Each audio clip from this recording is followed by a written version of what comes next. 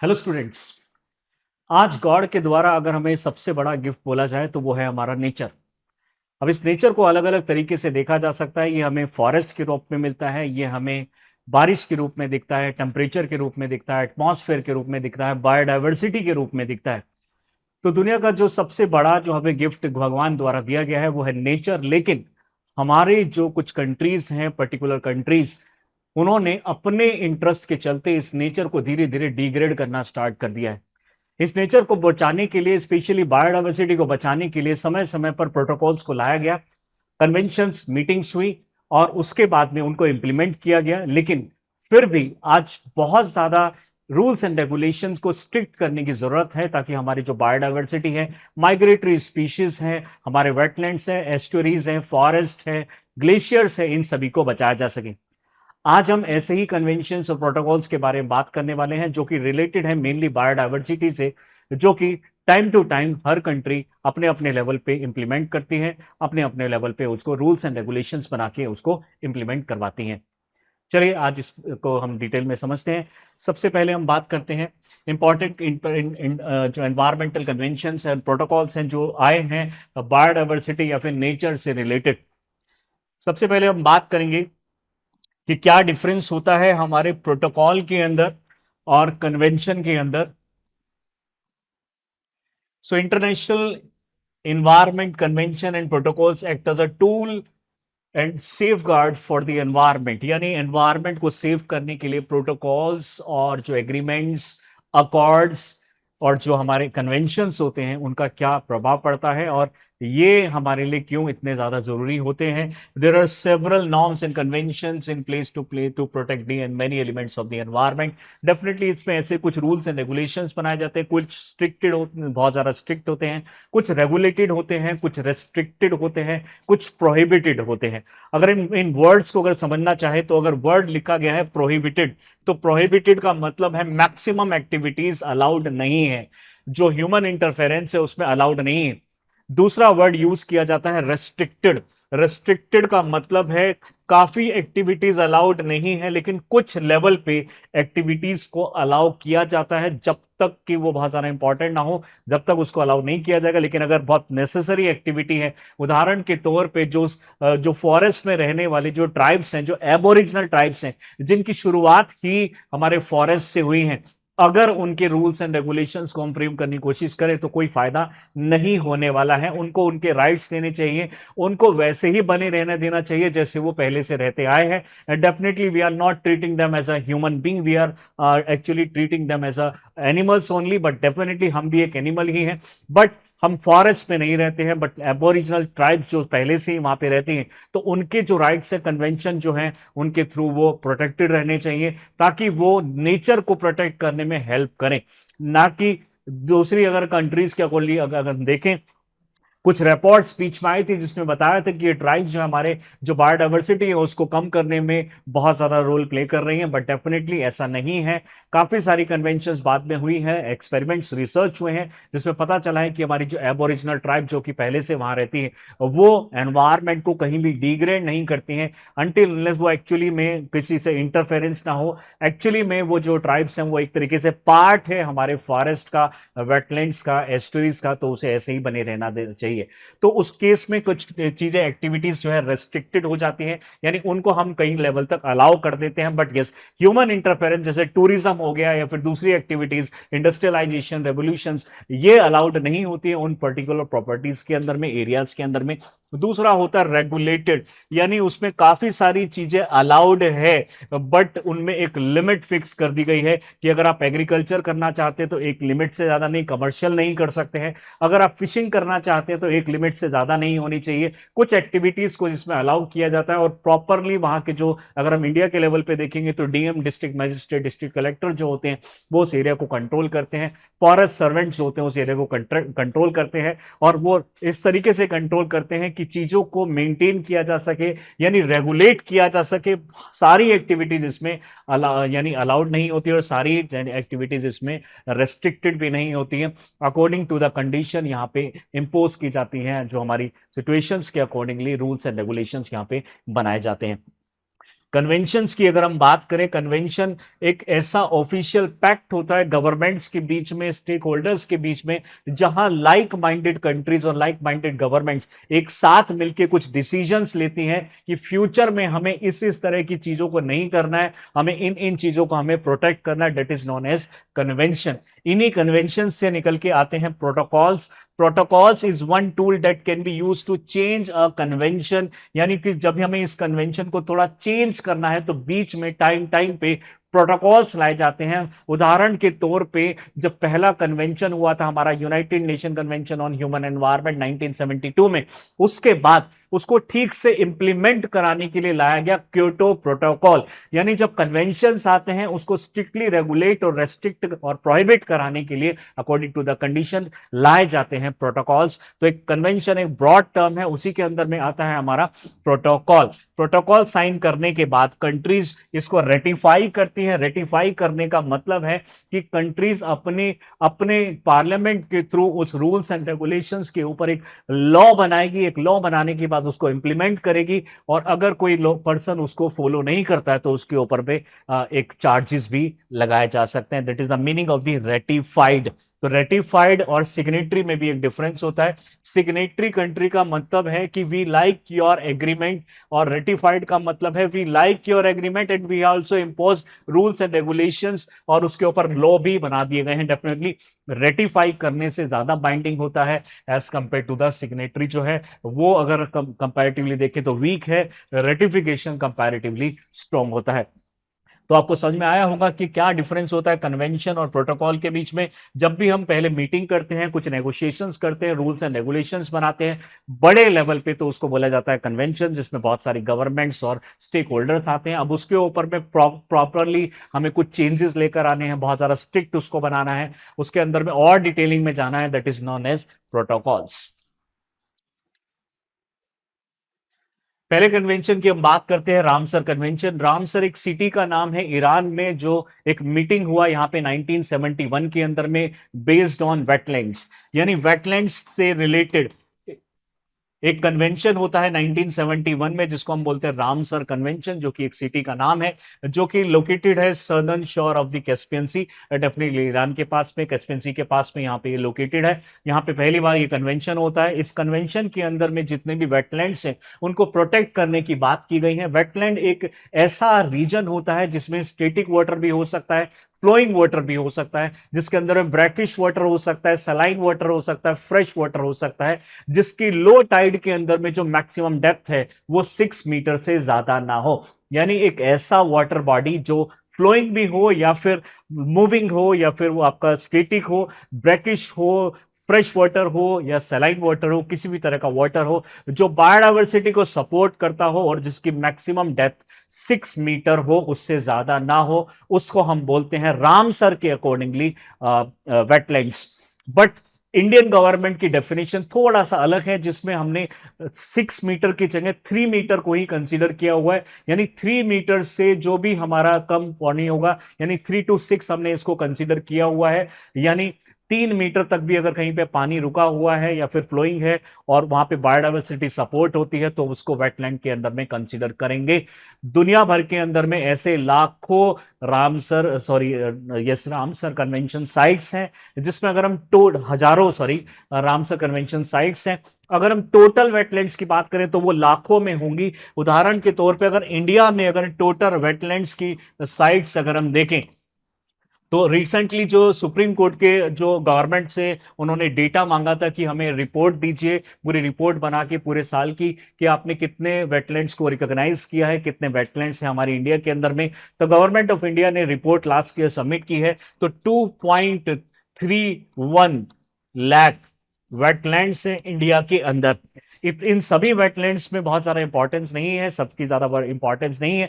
ऐसे वेटलैंड जो बहुत ज्यादा खतरे में हैं, जिनमें बायोडाइवर्सिटी भी ज्यादा है और बहुत सालों से वो खतरों में है, उनके ऊपर ज्यादा फोकस किया जाएगा। तो 2.31 के अंदर में से 84 वेटलैंड्स को रामसर के अंडर डाला गया है। यानी जो 2.31 लाख जो हमारे वेटलैंड्स है पूरे इंडिया के अंदर में, उन वेटलैंड्स में से 84 रामसर के अंडर में आएंगे, जहां पे rules and regulations government of India नहीं बनाएगी पूरे, जबकि हम यहां पे कंट्रोल करेगी सिर्फ government of India. Rules and regulations frame किए जाएंगे एक ज्वाइंट वेंचर के साथ में, एक ज्वाइंट कन्वेंशन में, जो कि फ्रेम करेगा रामसर कन्वेंशन।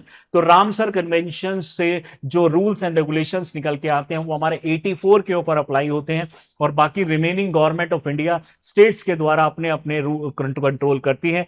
इन्हीं 84 के अंदर में से 2 रामसर साइट्स एक ऐसे कन्वेंशन के अंदर में कंसीडर की गई हैं जहां पे बहुत ही ज्यादा मॉन्ट्रेक्स यानी रिकॉर्ड, जहां पे बहुत ही ज्यादा डिग्रेडेशन हो चुका है, ह्यूमन इंटरफेरेंस की वजह से हो चुका है या फिर हो रहा है, हैव बीन अकर्ड और अकरिंग और are likely to occur in the future, future में भी होता रहेगा। ऐसे जो कन्वेंशंस हैं, ऐसे जो रामसर वेटलैंड साइट्स हैं, उन वेटलैंड साइट्स में से पर्टिकुलरली वो साइट्स जो बहुत ज्यादा डिग्रेडेशन हो रहा है, जिनका फास्ट रेट से उनको डाला जाता है नेक्स्ट लेवल पे, जैसे that is known as Montreux record. इसमें पहले इंडिया की चिलिका लेक हुआ करती थी ओडिशा के अंदर में, बट चिलिका लेक के जो हमारा जो डिपार्टमेंट है और वहां के जो लोग हैं, उन्होंने इस कदर से लिया, इतना सीरियसली लिया कि उन्होंने इस रिकॉर्ड से इसको बाहर निकाल दिया, जो कि एक बहुत अच्छी बात है। अब इसका डिग्रेडेशन उस रेट से नहीं हो रहा जितना पहले होता था। तो चिलिका लेक के बाद 2 और अभी हमारे रामसर वेटलैंड साइट्स आ गई हैं। एक है क्यूलाडियो नेशनल पार्क, क्यूलाडियो नेशनल पार्क, जो कि राजस्थान के अंदर में है, राजस्थान के अंदर में है। और दूसरा है लोकटक लेक, लोकटक लेक जो कि मणिपुर के अंदर में है, मणिपुर के अंदर में है। तो लोकटक लेक मणिपुर और किलाडियो नेशनल पार्क राजस्थान, ये मॉन्ट्रेक्स रिकॉर्ड में है। इसका मतलब ये है कि यहाँ पे डिग्रेडेशन बहुत ही फास्ट रेट से हो रहा है, तो इसको रूल्स एंड रेगुलेशंस और ज्यादा स्ट्रिक्ट होने चाहिए। इसलिए नेक्स्ट लेवल जो रामसर का है मॉन्ट्रेक्स, उसके अंदर में इसको डाला गया है। डेफिनेटली कुछ टाइम बाद जो गवर्नमेंट एफर्ट्स डाल रही है, उससे हमें लगता है कि ये दोनों हमारी जो साइट्स हैं, इसको भी यहां से मॉन्ट्रेक्स से निकाल दिया जाएगा, वापस से रामसर में आ जाएंगी, और धीरे धीरे हो सकता है कि रामसर से भी निकल जाए और हमारी नॉर्मल वेटलैंड्स के अंदर में एंटर कर जाए, जो कि 2.31 वेटलैंड्स है हमारे पूरे इंडिया के अंदर में। रामसर कन्वेंशन के अंदर में मेन चीज है वेटलैंड क्या होता है। जैसा कि मैंने अभी बताया, एक ऐसा एरिया जो बायोडाइवर्सिटी सपोर्ट करता है, और अगर हमने इस बायोडाइवर्सिटी को कंट्रोल नहीं किया, इस जो डिग्रेडेशन हो रहा है उसको कंट्रोल नहीं किया, तो वो दिन दूर नहीं जब ह्यूमन सर्वाइवल भी बहुत ज्यादा प्रॉब्लम में आ जाएगा। क्योंकि वेटलैंड साइट्स एक ऐसी साइट होती हैं जो कभी, जैसे आपने हमारे 1999 में जो हमारे साइक्लोन और जो ये सुनामी आया था, हमारे 2004 में सुनामी आया था, साइक्लोन्स आए थे, और उसके बाद में भी 2008 में आए, 18 में आए, 19 में आए, उससे हमें बचाने वाला था मैंग्रोव फॉरेस्ट। और मैंग्रोव फॉरेस्ट इसी वेटलैंड का एक पार्ट है, जिसने जो वेव्स थी उनको बहुत ही ज्यादा कम कर दिया था, और कई हजारों जो डेथ होने हो सकती थी उनको टाल दिया गया। डेफिनेटली एक बहुत बड़ा फायदा होता है। वेटलैंड से और भी फायदे होते हैं, वाटर को रिचार्ज करने में हेल्पफुल होता है। ये जो सैलाइन वाटर है उसको फ्रेश वाटर या ब्रैकिश वाटर में कन्वर्ट करने में हेल्प करता है। ये फ्लड से हमें बचाता है। ये एक तरीके से मिनरल का एक बहुत अच्छा सोर्स हो जाता है। ये पैडी क्रॉप्स ग्रो करने के लिए एक बहुत अच्छा मीडियम बन जाता है। यहाँ पे हम फिशिंग इसमें कर सकते हैं, एक स्पॉन एरिया हो सकता है, माइग्रेटरी एरिया हो सकता है। तो डेफिनेटली डायरेक्टली और इनडायरेक्टली जब हम देखते हैं तो ऐसी वेटलैंड साइट्स जो हैं ये पूरे, अगर हम इंडिया की अगर हम बात करें और पूरे वर्ल्ड की अगर स्पेशली बात करें, तो लगभग 1.5 लाख स्पीशीज इन्हीं वेटलैंड्स के अंदर में मिलती हैं। तो डेफिनेटली वेटलैंड को बचाना बहुत ज्यादा इंपॉर्टेंट हो जाता है, अदरवाइज इकोलॉजिकल इम्बैलेंसेस भी हो सकते हैं। इंडिया ने इसको ज्वाइन किया 1982 के अंदर में एज अ रामसर साइट्स, और आज के टाइम पे जब ये ज्वाइन किया गया था तो बहुत ही कम वेटलैंड्स थी इसके अंदर में। आज के टाइम पे Supreme Court of India as well as Government of India ने इसको बहुत ज्यादा सीरियसली लिया है, और आज के टाइम पे 84 वेटलैंड्स इंडिया की रामसर के अंडर में आती है। और अभी न्यूज, रिसेंट न्यूज के अगर अकॉर्डिंगली देखें तो 2 वेटलैंड्स और इसमें ऐड होने वाली हैं, और by the end of this year यानी दिसंबर 2024 के एंड तक जब ये लगभग 90 से ऊपर पहुंच जाएंगी, 90 से ऊपर, डेफिनेटली ये सारा क्रेडिट जाता है गवर्नमेंट ऑफ इंडिया और सुप्रीम कोर्ट ऑफ इंडिया को। गोल है हमारा कन्वेंशन का is to contribute to the global sustainable development by conserving and wisely use all wetlands through local, national and international collaboration. And definitely wetlands को एक ऐसी जगह नहीं है जिसको एक पर्टिकुलर स्टेट या पर्टिकुलर सिटी कंट्रोल कर सके, ये पूरे वर्ल्ड से हमें करना है खत्म डेफिनेटली इसको, यानी वेटलैंड जो डिग्रेडेशन हो रहा है उसको हमें खत्म करना है, वेटलैंड्स के नंबर्स हमें बढ़ाने हैं। वो टाइम, एक टाइम था इंडिया में जब लगभग 57% एरिया वेटलैंड हुआ करता था, लगभग हम आज से 300-400 साल पहले की अगर हम बात करें, धीरे धीरे धीरे करके आज हमारे जो वेटलैंड एरिया है वो 15 पॉइंट समथिंग ही रह गए हैं पूरे इंडिया में, अगर हम इंक्लूड करके देखें तो डेफिनेटली ये और भी फास्ट रेट से डिग्रेड हो रहे हैं, तो हमें जरूरत है इसको बचाने की।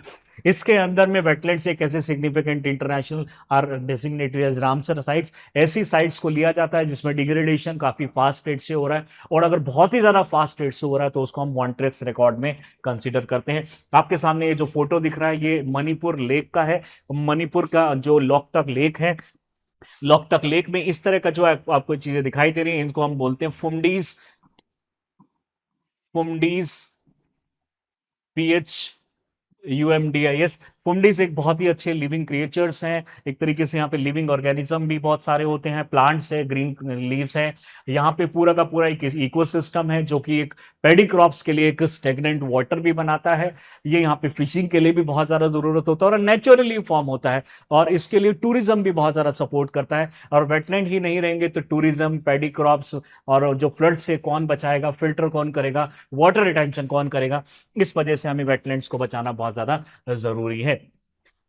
नेक्स्ट कन्वेंशन की हम बात करते हैं sites, convention on international trade in endangered species of wild flora and fauna. ये sites IUCN, it was created in the response to a decision made by the International Union for Conservation of Nature members in 1963 in IUCN।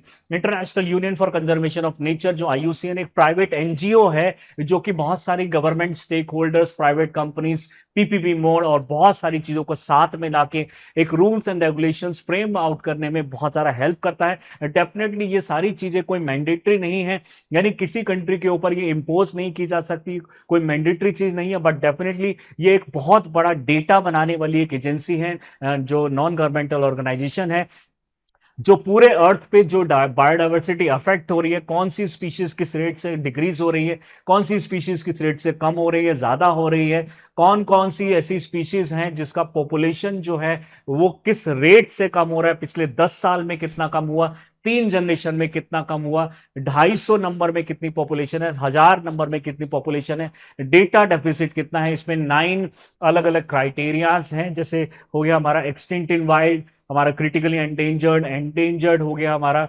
Vulnerable हो गया, near threatened हो गया, data deficit हो गया, not evaluated हो गया, और least concern, ऐसी 9 जो कैटेगरीज है उसमें ये डिवाइड करता है IUCN। 1969 में इसने 63 में सॉरी, ये IUCN लेकर आया अपने एफर्ट्स के द्वारा, यानी ये खुद नहीं लेकर आया, डेफिनेटली इन्होंने गवर्नमेंट को लेकर आया, क्योंकि एनजीओ कोई एक ऐसी ऑर्गेनाइजेशन नहीं बना सकती एनजीओ, लेकिन बहुत सारी गवर्नमेंट को साथ में ला सकती है और रिक्वेस्ट कर सकती है कि हमें इस तरह की कुछ चीज बनानी चाहिए जिससे हम अपने नेचर को प्रोटेक्ट कर सकें। तो ये साइट्स होता है 1975 जुलाई में ऑपरेशनल हो जाता है, जिसमें हमारी जो इंटरनेशनल ट्रेड्स हैं उसको रेगुलेट किया जाता है। डेफिनेटली रेस्ट्रिक्ट करना पॉसिबल नहीं है, ऐसे बहुत सारे एनिमल्स हैं जिसको कट करना इंटरनेशनली ट्रेड के लिए अलाउड है। यानी अगर हम बात करें वाइल्ड लाइफ प्रोटेक्शन एक्ट 1972 जो कि इंडिया का एक्ट है, 1972 का वाइल्ड लाइफ प्रोटेक्शन एक्ट, ये किसी भी एनिमल की किलिंग को अलाउ नहीं करता, यानी किसी भी कंडीशन में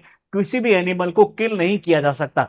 वहीं पे अगर हम दूसरी तरफ देखें तो इंडिया एक बहुत बड़ा बीफ एक्सपोर्टर है, दूसरी कंट्रीज को बीफ प्रोवाइड करता है। ऐसी बहुत सारी कंट्रीज के अंदर में इस तरह के रूल्स एंड रेगुलेशंस बनाए जाते हैं, लेकिन वाइल्ड लाइफ प्रोटेक्शन एक्ट के 1972 के अंदर में एक स्पेशल क्लॉज ऐड किया गया लेटर ऑन कि अगर कोई एक्टिविटी इकोनॉमिक कमर्शियल एक्टिविटी की वजह से हो रही है, यानी जिससे इकोनॉमिक वैल्यूज क्रिएट हो रही हैं, तो उस चीज को कुछ टाइम के लिए अलाउ किया जाए। अलग अलग गवर्नमेंट आती हैं और इसको जो एक्सटेंशन टाइम है उसको बढ़ाती चली जाती है। आज भी इंडिया एक बहुत बड़ा बीफ एक्सपोर्टर है, हमारे यहां से बहुत ज्यादा मीट जाता है। डेफिनेटली इसके ऊपर भी रूल्स एंड रेगुलेशंस फर्दर और ज्यादा स्ट्रिक्ट बनाने की जरूरत है, ताकि हम दूसरी चीजों से इकोनॉमिक वैल्यू कर जनरेट करें, बीफ और इस तरह की एक्सपोर्ट ना करें। पर डेफिनेटली जो रूल्स एंड रेगुलेशंस वो यही बताते हैं। इस तरह के बहुत सारे एनिमल्स हैं, आपने बहुत सारे बैग्स सुने होंगे, बैग्स लेदर के बनते हैं, बूट लेदर के बनते हैं, शूज लेदर के बनते हैं, बेल्ट लेदर की बनती है, बहुत सारे ऐसे यूटेंसिल्स होते हैं, ऐसे बहुत सारी चीजें होती हैं। नाइफ जो होता है उसका जो पीछे का कवर होता है वो लेदर का बनता है। तो ऐसे बहुत सारे प्रोडक्ट्स हैं जो लेदर के बनते हैं जिसमें एनिमल्स को यूज किया जाता है, और ऐसे बहुत सारे प्रोडक्ट हैं जिसमें प्लांट्स को यूज किया जाता है। तो कुछ लेवल तक इस चीज को अलाउ किया गया है, लेकिन अगर वो पर्टिकुलर एनिमल या प्लांट खतरे में है और उसकी पॉपुलेशन बहुत फास्ट रेट से कम हो रही है, तो उसको रेगुलेट किया जाता है इंटरनेशनल ट्रेड के अंदर में साइट्स के द्वारा, जो कि एफर्ट डाले गए थे IUCN के, जिसके थ्रू ये आया। आज के टाइम पे अगर हम देखते हैं इसमें 184 पार्टीज हैं जो इसके मेंबर हैं, और ये ट्राई करता है to make sure that the survival of wild animal and plants is not endangered by the international trade in their species. Definitely economic value जिससे जनरेट होती है उसका ट्रेड भी अलाउड है, जिसकी वजह से ऐसा भी हो सकता है कि ओवर एक्सप्लॉयटेशन ना हो जाए। यानी अगर हमने उदाहरण के तौर पे किसी एनिमल को किलिंग और वो जो अलाउ किया गया, इंटरनेशनल ट्रेड भी अलाउ किया गया, लेकिन वो इतना ज्यादा होने लगा कि उसकी पॉपुलेशन ही कम होने लगी, तो उसको रेस्ट्रिक्ट करता है साइट्स। साइट्स के अंदर में आज तक 36,000 से 40,000 स्पीशीज को रेस्ट्रिक्ट किया गया है। यानी इसके अंदर में अगर हम बात करें, इसका जो हेडक्वार्टर है और जो हमारा सेक्रेटेरिएट है साइट्स का, convention on international trade in endangered species and file flora and fauna, ये स्विट्जरलैंड में है, जिनेवा के अंदर में। कॉन्फ्रेंस ऑफ पार्टीज होती हैं साइट्स की हर साल, और ये डिसीजन बनाती हैं, डिसीजन लेती हैं कि किस तरीके से हमें और स्ट्रिक्ट इसको बनाना चाहिए। Site is a binding agreement, यानी अगर कोई कंट्री इसको फॉलो नहीं करती है तो उस पर सैंक्शन भी लगाए जा सकते हैं, उनका ट्रेड भी रोका जा सकता है between the parties, although national law still apply. यानी नेशनल लॉ स्टिल अप्लाई, यानी आप अपनी कंट्री में, यानी थोड़ा बहुत इसके अंदर में फ्लेक्सिबिलिटी दी गई है, यानी जो इंटरनेशनल रूल्स एंड रेगुलेशंस है उसके अंदर में थोड़े अमेंडमेंट करके आप अपनी कंट्री के अंदर में इसको इंप्लीमेंट करा सकते हैं, बट डेफिनेटली पूरा चेंजेस अलाउड नहीं है। यानी ये एक तरीके से नेशनल लॉ है, और उसका जो रूप है वो भी ये ले सकता है। It aid in coordination advice support functions of the convention, यानी ये जो बॉडी है साइट्स, ये कोऑर्डिनेट करती है डिफरेंट कंट्रीज के बीच में, बॉडीज के बीच में, कंपनीज के बीच में, इंडस्ट्रीज के बीच में, जो कि इन एनिमल्स और प्लांट्स के जो बॉडी पार्ट्स होते हैं उसमें ट्रेड करते हैं। एडवाइस कर सकती हैं गवर्नमेंट को, ये सपोर्ट कर सकती है गवर्नमेंट, चाहे वो फाइनेंशियल सपोर्ट हो, चाहे वो टेक्निकल सपोर्ट हो, चाहे वो किसी भी तरह का सपोर्ट हो, तो ये अपनी तरफ से पूरा सपोर्ट करती है कंट्रीज को, ताकि वो बायोडाइवर्सिटी को प्रोटेक्ट कर सकें। ट्रेड के नाम पे गलत तरीके से एनिमल्स को, उनकी पॉपुलेशंस को कम ना किया जाए, उनके साथ डिग्रेडेशन नहीं होना चाहिए। इस साइट्स के अंदर में 3 अपेंडिक्स बनाए गए हैं, अपेंडिक्स 1, 2 एंड 3। अपेंडिक्स 1 में अगर किसी एनिमल को रखा गया है, इसका मतलब है कि वो हाईली प्रोटेक्टेड है, बहुत ज्यादा लेवल पे उसको प्रोटेक्शन सिक्योरिटी दी गई है। इसके अंदर में ट्रेड अलाउड नहीं है। ये ऐसी स्पीशीज होती हैं जो एक्सटिंक्ट होने वाली हैं, या फिर जो international commercial trade is generally prohibited, यानी ऐसी ट्रेड जो इंडस्ट्रीज हैं जो इस तरह के लेदर प्रोडक्ट्स यूज कर रही हैं, वो एनिमल्स के ऐसे प्रोडक्ट यूज कर रहे हैं जो एनिमल अभी खतरे में है, एंडेंजर्ड स्पीशीज या क्रिटिकली एंडेंजर्ड या फिर एक्सटिंक्ट इन वाइल्ड है, तो आप उसको यूज नहीं कर सकते। इस तरीके से टोटल स्पीशीज के जो एनिमल्स की स्पीशीज है उसके 15% इसके अंदर में लाए गए हैं, और 85% प्लांट स्पीशीज है जो इसके अंदर में कंसीडर की गई हैं, जिनके ऊपर इंटरनेशनल ट्रेड अलाउड नहीं है। सेकंड है अपेंडिक्स सेकंड के अंदर में ज्यादातर एनिमल्स हैं, ऐसे एनिमल हैं जो अभी क्रिटिकली एंडेंजर्ड तो नहीं हुए बट नियर थ्रेटन्ड है। अगर हमने उस पर कंट्रोल नहीं किया तो बहुत जल्दी वो एक तरीके से थ्रेटन्ड कैटेगरी में आ जाएगा और उसकी पॉपुलेशन धीरे धीरे कम होने लग जाएगी। ऐसी टोटल 65 स्पीशीज, पूरे साइट्स की 65 स्पीशीज एनिमल की इसके अंदर में रखी गई है, 35 प्लांट्स की स्पीशीज इसके अंदर में रखी गई हैं। तीसरा है हमारा अपेंडिक्स 3। अपेंडिक्स 3 का यहां पे मतलब है कि हो सकता है कि जो हमारे 184 ये जो भी कंट्रीज मेंबर्स हैं, ये मेंबर कंट्री में किसी कंट्री में पॉपुलेशन बहुत नॉर्मल है या फिर ज्यादा हो रही है, लेकिन कुछ ऐसी कंट्रीज हैं जिसके बारे में हमें पता नहीं है, उनके अंदर पॉपुलेशन बहुत ही कम, बहुत ही ज्यादा रेट से कम हो रही है। तो वो कंट्रीज जिन कंट्रीज में पॉपुलेशन बहुत कम हो रही है वो दूसरी कंट्रीज को रिक्वेस्ट कर सकती हैं कि आप इस तरह के ट्रेड्स को ना कीजिए, इस तरह के एनिमल्स को इस पर्टिकुलर प्रोडक्ट बनाने के लिए ना यूज कीजिए। ये एक तरह की रिक्वेस्ट है जो एक कुछ पर्टिकुलर कंट्रीज करती हैं दूसरे कंट्रीज को, ताकि आप जो, क्योंकि हो सकता है कि आज हमारे यहां जो प्रॉब्लम है वो कल को उनकी कंट्री में भी प्रॉब्लम होने लग जाए। तो ऐसी स्पीशीज जो अनरिकॉग्नाइज्ड है, ठीक से अभी रिकॉग्नाइज नहीं की गई है, कुछ पर्टिकुलर कंट्रीज में प्रॉब्लम है, उनको डाला जाता है अपेंडिक्स 3 के अंदर में, जो कि टोटल स्पीशीज जो इसके अंदर में है 36,000, उसका 1% ही है। Species subjected to regulation within the jurisdiction of a party for which the cooperation of other जो हमारी पार्टीज हैं is needed to control the international trade. उदाहरण के तौर पे जो हमारा स्लोथ बियर होता है कुछ कंट्रीज के अंदर में, कोस्टा रिका के अंदर में ऐसे कुछ एलिफेंट्स हैं जो कुछ पर्टिकुलर कंट्रीज में बहुत फास्ट रेट से कम हो रहे हैं, तो वो दूसरी कंट्री से एक तरीके से रिक्वेस्ट करते हैं कि आप भी अपनी कंट्री के अंदर में इसका जो ट्रेड है उसको रोक दीजिए, अदरवाइज इसकी पॉपुलेशन बहुत ज्यादा कम हो जाएगी। बात करते हैं नेक्स्ट कन्वेंशन की, बोन कन्वेंशन, जो कि बोन में हुआ, इसीलिए इसको बोला जाता है बोन कन्वेंशन। ये बोन कन्वेंशन जो है जर्मनी में 23 जून 1971 को आता है। इसको हम convention on migratory species CMS भी बोल सकते हैं, मेन इसका नाम CMS ही है, बट ये हुआ था बोन के अंदर में, इसलिए इसको बोन कन्वेंशन भी बोला जाता है। 1979 में इसको लाया गया।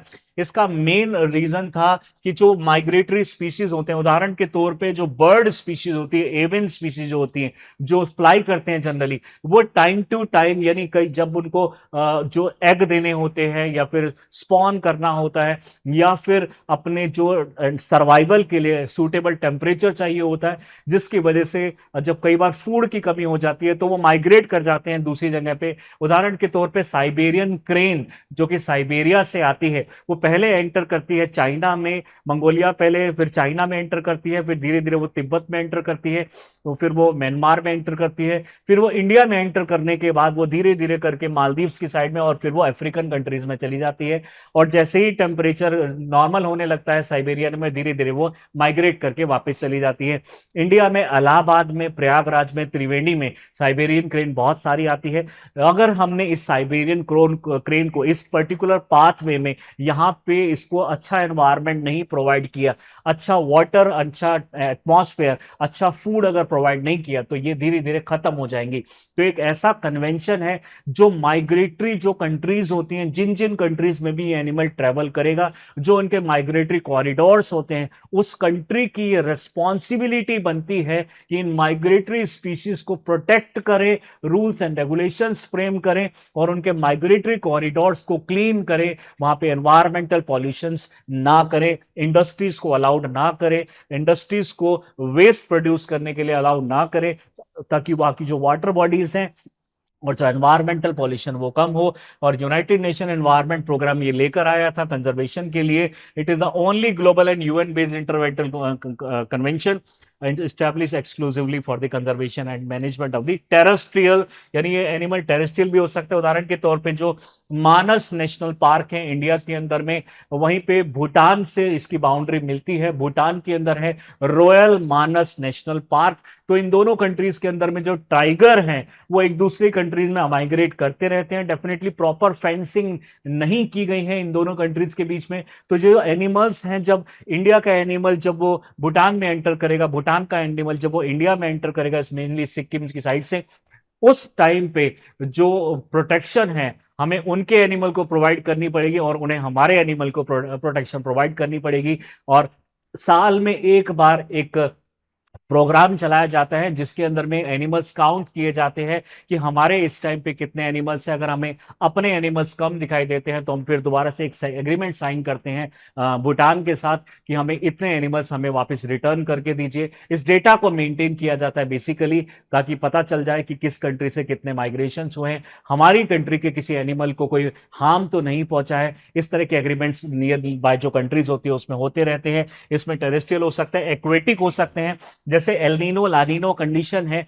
एलनीनो लानीनो कंडीशन के अंदर में मेनली क्या होता है, जो फिशेज होती हैं वो टेम्परेचर के हिसाब से वो माइग्रेट कर जाती हैं। यानी एलनीनो जब कंडीशन होती है तो हमारा जो वार्म वाटर है वो ईस्ट ऑफ पैसिफिक में चला जाता है। ईस्ट ऑफ पैसिफिक में जाने की वजह से वहां पे जो सूटेबल जो बर्ड, एक तरीके से आप बोल सकते हैं फिशेज होती है, वो उस एरिया में चली जाती हैं, जिसकी वजह से जो हमारा पेरू हो गया और जो हमारा कोलंबिया हो गया, वेनेजुएला हो गया और जो सेंट्रल अमेरिका की जो कंट्रीज हैं, उनकी ये ड्यूटी बनती है कि इन फिशेस को प्रोटेक्ट करें।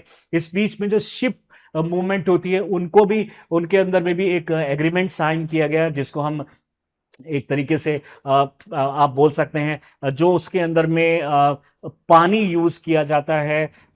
जनरली क्या होता है, जब शिप एक जगह से दूसरी जगह मूव करता है तो उसके टर्बुलेंस को रोकने के लिए इसके अंदर में बड़े शिप के बीच नीचे एक बलास्ट टैंक होता है। बलास्ट टैंक, ये बलास्ट टैंक जो होता है इसके अंदर में पानी भरा जाता है ताकि वो टर्बुलेंस को रोक सके। यानी अगर वो लेफ्ट वर्ड शिप जो है टिल्ट हो रहा है तो वो जो पानी है बलास्ट टैंक के अंदर में उसको राइट वर्ड कर दिया जाता है ताकि शिप अपने वापस उस लेवल पे आ जाए। अगर वो राइट वर्ड होता है तो बलास्ट टैंक का वाटर लेफ्ट वर्ड कर दिया जाता है ताकि वो वापस अपने लेवल पे आ सके। ये बलास्ट वाटर एक पर्टिकुलर सी से कलेक्ट किया जाता है और जब वो दूसरी कंट्री में पहुंचता है तो वहां पे इस पानी को फिल्टर कर दिया जाता है, यानी पानी निकाल दिया जाता है, दूसरा पानी दोबारा से भरा जाता है। जनरली इस पानी को जो भरा जाता है वो सी से ही भरा जाता है, लेकिन जिस टाइम पे इसको फिल किया जाता है उस टाइम पे जो फिशेज होती है, छोटी छोटी फिशेज जो होती है, उनके जो एग्स होते हैं वो उस पानी में चले जाते हैं और वो हजारों किलोमीटर ट्रेवल करने के बाद कुछ महीने बाद जब वो दूसरी कंट्री में पहुंचता है तो उस फिश को क्लीन, जब पानी को क्लीन किया जाता है, निकाला जाता है, तो वो फिश दूसरी जगह पे पहुंच जाती है। तो इसको हम एलियन स्पीशीज भी बोलते हैं, एवियन स्पीशीज भी बोलते हैं। ऐसी बहुत सारी स्पीशीज हो सकती हैं जो एक दूसरी जगह पे जाने पे, एक तरीके से माइग्रेट करने पे उनको प्रॉब्लम हो सकती है। तो ये उनकी रिस्पॉन्सिबिलिटी है कि जिस कंट्री में एलियन स्पीशीज पहुंची है उसको ये प्रोटेक्ट करना पड़ेगा, क्योंकि ट्रेड भी बलास्ट टैंक के बिना हो नहीं सकता, क्योंकि जो टर्बुलेंस है वो भी हमें रोकनी पड़ेगी। इसके लिए बलास्ट कमीशन भी लाया गया जिसमें कंट्रीज ने एग्रीमेंट किया कि हम दूसरी कंट्री से आने वाला जो बलास्ट टैंक वाटर है उसको ठीक से प्रोटेक्ट करेंगे। और इसके लिए बहुत सारे अलग अलग मेथड भी लाए गए। अब जनरली क्या किया जाता है, बलास्ट टैंक वाटर को अगर 2000 किलोमीटर के डिस्टेंस ट्रेवल करना है शिप को, तो बीच में 10-12 बारी उसको चेंज करेगा, ताकि ऐसा ना हो कि फिशेस का बिल्कुल ही एनवायरमेंट चेंज हो जाए 2000 किलोमीटर के बाद। यानी हर 100 किलोमीटर या 200 किलोमीटर के बाद में उस वाटर को चेंज किया जाता है under the blast water convention. The parties, अगर हम आप बात करें कि सीएमएस की, तो माइग्रेटरी स्पीशीज से रिलेटेड जो भी आपके जो सिक्योरिटी और जो ये होते हैं कन्वेंशंस होते हैं उसके रिलेटेड ये कंजर्वेशन माइग्रेटरी स्पीशीज को करता है। And the need to pay special attention to species conservation status is unfavorable। Definitely जो कंजर्वेशन स्टेटस है अनफेवरेबल है, यानी उसको बहुत ज्यादा एक्सप्लॉइट किया जा रहा है, तो उसको प्रोटेक्ट करने की हमें बहुत ज्यादा जरूरत है under the CMS convention on migratory species या फिर बॉर्न कन्वेंशन। अगर हम आगे बात करें तो सीएमएस पार्टीज में range from legally binding treaties to less for instruments such as memorandum of understanding। यानी अगर कुछ पर्टिकुलर स्पीसीज 4-5 कंट्री में ही है तो डेफिनेटली पूरे वर्ल्ड को उसको फॉलो करने की जरूरत नहीं है। ये 4-5 कंट्री मिलकर अपना सेपरेट एमओयू साइन कर सकती है, अपने सेपरेट एग्रीमेंट कर सकती है अंडर द सीएमएस, जिससे वो उसके स्पीशीज को बचा सके।